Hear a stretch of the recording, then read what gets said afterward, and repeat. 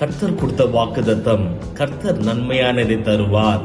சங்கீதம் 85 அதிகாரம் 12 ஆண்டவரின் காலையில உங்களை எல்லாருமே ஆசீர்வதிக்க போறேன். இன்னைக்கு பார்க்க வேண்டும் என்றால், வயநாடு பட்டணத்துல வெள்ளத்துல நிறைய ஜனங்கள் இறந்து கொண்டு இருக்கிறாங்க.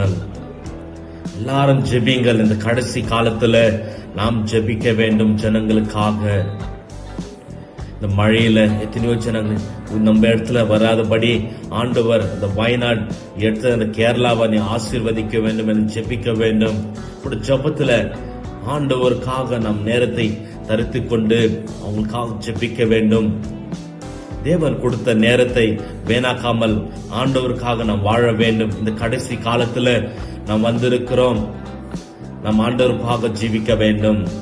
இந்த வாசனத்தை நீங்க ஜெபிக்க வேண்டும் என்று ஒரு விசுவாசத்தோடு கேட்டுக்கொள்கிறேன். ஆமேன்.